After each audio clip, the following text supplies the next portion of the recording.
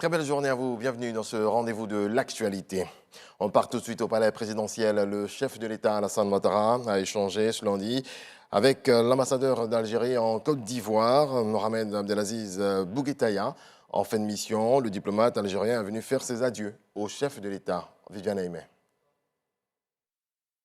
Fin de mission pour l'ambassadeur d'Algérie, Mohamed Abdelaziz Bouguetaya, qui est venu faire ses adieux ce lundi 12 septembre au président de la République Alassane Ouattara au palais présidentiel. Un départ après un long séjour de 7 années et demie. La mission a été riche en satisfaction. Je suis venu dire au revoir à Monsieur le Président de la République, après 7 ans et demi de présence en Côte d'Ivoire. Monsieur le Président de la République m'a chargé de transmettre à son frère, le Président Abdelmadjid Tebboune, une invitation à venir effectuer une visite d'État en Côte d'Ivoire en réponse à la visite que Monsieur le Président de la République Alassane Ouattara a effectuée en Algérie au mois de mai de 2016. Ce que je retiens, c'est qu'on a l'impression que le peuple ivoirien est méditerranéen, ouvert, affable, gentil, disponible. Ça, c'est quelque chose qui va me marquer durablement.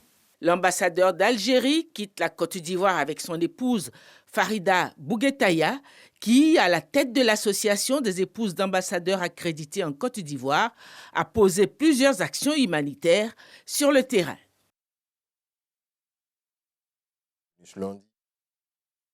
Les travaux présidés par le chef de l'État, Alassane Ouattara, président du RHDP. Ce conseil politique a été marqué par l'investiture des nouveaux secrétaires départementaux du parti.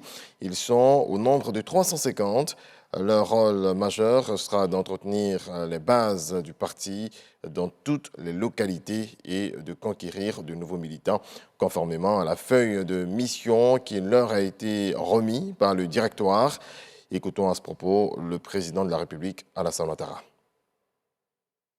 J'encourage le directoire à maintenir le cap et à accentuer le travail de réorganisation du parti.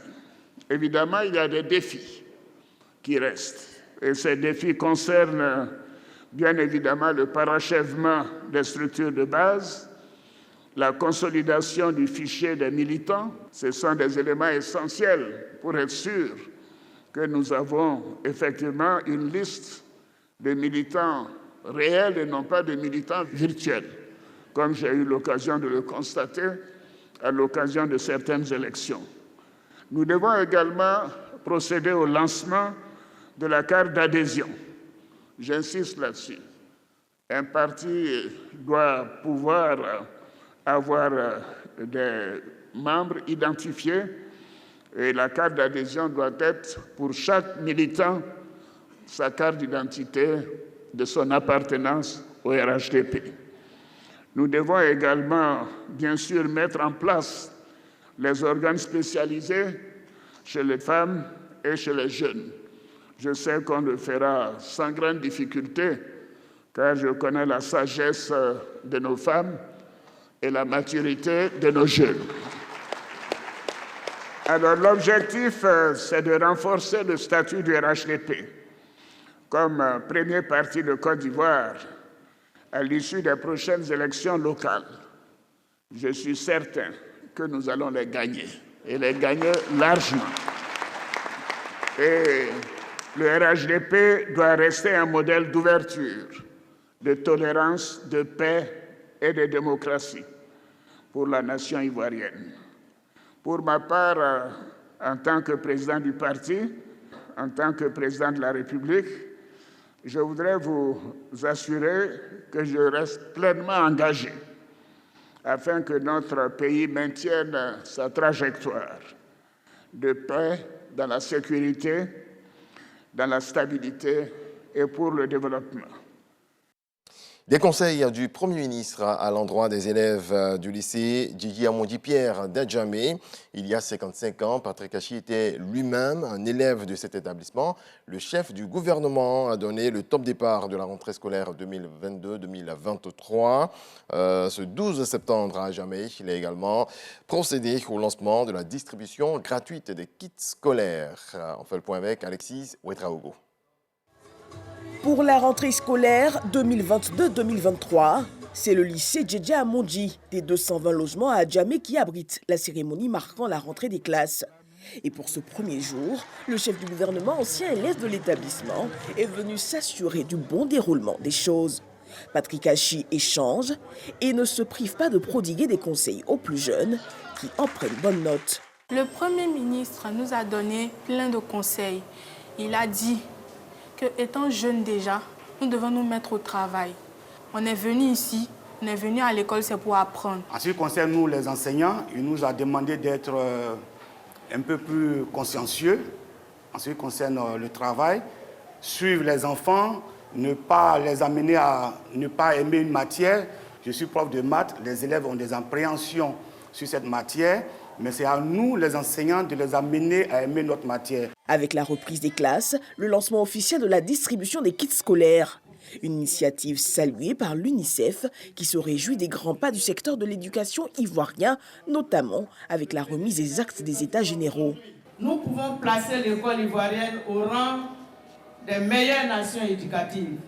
Les États généraux de l'éducation nationale et de l'alphabétisation ont montré que nous sommes sur la bonne voie. Rêvons ensemble l'école capable de fournir les ressources humaines de qualité en vue du développement durable de notre pays. 7 250 000 élèves sont attendus pour cette rentrée scolaire qui verra la distribution de plus de 5 millions de kits scolaires sur toute l'étendue du territoire.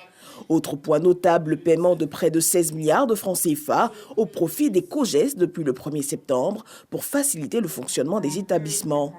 La distribution gratuite des kits scolaires à tous les élèves du primaire public favorise l'accès aux outils pédagogiques essentiels à moindre coût à tous les enfants en âge scolaire. Le travail des enseignants qui est ainsi facilité permet d'améliorer nettement le niveau des apprenants. Cette opération, qui représente l'un des volets du programme social du gouvernement, s'inscrit également au nombre de mesures de lutte contre la pauvreté et de lutte contre la vie chère. L'occasion pour le chef du gouvernement d'inviter élèves et parents d'élèves à plus d'engagement et de responsabilité. Donner de l'affection et de l'attention aux enfants et à ce qu'ils font à l'école. Merci d'aider en cela l'État. Quelles que soient les infrastructures qui seront mises en place, quels que soient les kits scolaires qui seront distribués, quelle que soit l'ardeur des enseignants au travail, tout cela ne pourra pas se substituer au rôle des parents. À cet âge et dans les classes où ils sont, rien n'est impossible et le ciel est leur limite. Retenez simplement une chose, travaillez. Travaillez toujours, travaillez encore, travaillez plus. Parce qu'à l'école comme dans la vie, le travail ne trahit jamais. L'effort ne trahit jamais. Toujours, au bout de l'effort, au bout du travail, il y a la récompense et il y a le mérite. Autre message à l'endroit des enseignants, rappelant les efforts du gouvernement pour l'amélioration de leurs conditions de travail. C'est l'enseignant qui transforme quelquefois un élève, qui le motive pour lui permettre de donner le meilleur de lui-même, ou qui lui fait peur à jamais et l'amène à ne plus aimer une matière. Et cela le suit pour le reste de son parcours. Votre rôle est éminemment important, non seulement dans le contenu de ce que vous délivrez, mais dans la façon dont vous le délivrez. Notons que de 2011 à 2022, plus de 34 millions de kits scolaires ont été distribués pour accompagner les élèves en Côte d'Ivoire. Et on n'ira pas plus loin pour faire le constat de la rentrée scolaire. Rendons-nous à Adjamé, toujours, au lycée Nangui Abrogwa d'Adjamé, pour être précis. Là-bas, la rentrée est effective, même si c'est pour certains. C'est ce que nous apprend Sephora Zegui. Ce lundi 12 septembre, 6,7 millions d'élèves reprennent le chemin de l'école après 3 mois de pause. Il est 7h50 quand nous arrivons à Adjamé. Ces élèves du primaire sont visiblement heureux de reprendre pour certains le chemin de l'école. C'est accompagnés de leur mère qu'ils font leur entrée à l'école primaire publique des 220 logements. Au milieu de ce beau monde, cette mère se renseigne. Elle était dans quelle école? À la rentrée, là, non. D'accord. Dans cet établissement, rien n'est prêt. C'est ce matin que les parents recevront la liste des fournitures scolaires. Les élèves sont en classe sans leurs instituteurs. Dans cette classe de CP1, une ambiance particulière. Ici, d'autres pleurent à chaudes larmes alors que la majorité est enthousiaste à l'idée de venir à l'école pour la première fois.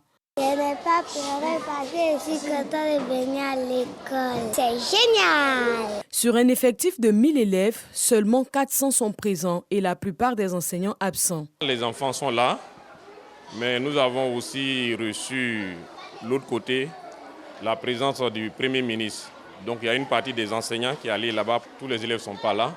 Même si les enseignants sont absents, nous notons que les élèves dans leur ensemble sont heureux de reprendre les cours dans cette école primaire. Après l'école primaire publique des 220 logements, nous arrivons au lycée moderne Nangui à Brogua, dans la commune d'Adjamé. Dans la classe de 6e 6, la journée démarre en musique. Ces transfuges du primaire participent au cours. Autant les élèves sont en joie, Joseph, leur professeur, est également heureux de dispenser son cours. Ce matin, j'ai rencontré mon professeur de musique. Je ne savais pas qu'on apprenait à chanter à l'école. Aujourd'hui, c'est la prise de contact avec les élèves. Environ, l'effectif est 50 élèves, mais présentement, c'est 15 élèves. Dans cette classe des terminales D, point de professeur. Et pourtant, les élèves sont bien présents. À défaut, ils s'organisent entre eux pour combler l'absence de l'enseignant. J'étais très enthousiaste de venir faire les cours, mais à ma grande surprise, on n'a pas vu de professeur. Mais entre nous, les amis, on a commencé à faire des exercices pour pouvoir être en avance et tout, puisqu'on est en classe d'examen. Pendant qu'une partie des élèves est en cours, la majorité est hors des salles de classe. La cour du lycée grouille de monde. Ici, les instructions sont claires. Nul n'entre sans son kit d'inscription. Lorsque nous posons la question à l'une des responsables, elle nous rassure que le kit est gratuit.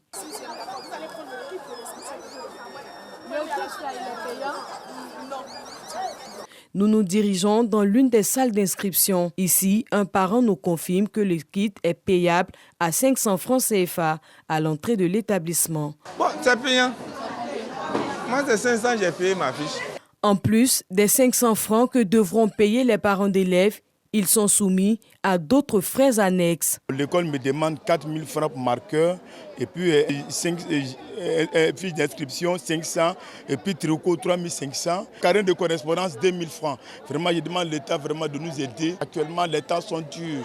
Bon, l'année passée, il n'y avait pas de truc de tricot, mais c'est d'aller payer les tricots. Bon, ici, on dit les tricots 3 500. Avec les papiers de RAM et autres là. Nous avons rencontré le chef d'établissement adjoint pour avoir des explications sur les faits dénoncés par les parents d'élèves, mais ce dernier n'a pas souhaité se prononcer en l'absence du chef d'établissement.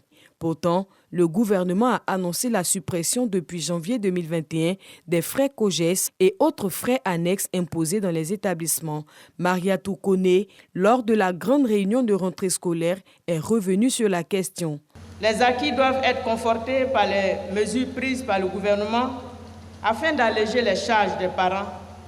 On peut citer le paiement intégral le 1er septembre 2022 de la somme de 16 731 935 329 francs CFA au profit des différents COGES. Je vous informe que depuis quelques jours, les COGES ont perçu ce qui leur revient. Nous notons dans l'ensemble que pour ce premier jour de rentrée des classes, les cours ont effectivement repris. Les parents retardataires auront jusqu'en fin de semaine pour inscrire leurs enfants. Dans le reste de l'actualité au Burkina Faso, le ministre de la Défense, Barthélémy Sempore, a été remercié ce lundi et remplacé à son poste par le président de la transition, le lieutenant-colonel Paul-Henri Damimba. Ce mini-remaniement intervient après plusieurs attaques djihadistes. Et puis, pour la première fois depuis la mort de la reine Elisabeth II, les Britanniques ont pu se recueillir sur son cercueil. Ce lundi 12 septembre 2022, il était exposé à la cathédrale Saint-Gilles d'Édimbourg au premier jour d'une semaine d'adieu à la défunte souveraine. Pour nous, ce n'est pas un adieu, c'est un au revoir. Le temps de vous retrouver demain à la même heure. D'ici là, portez-vous bien. Paix dans vos foyers.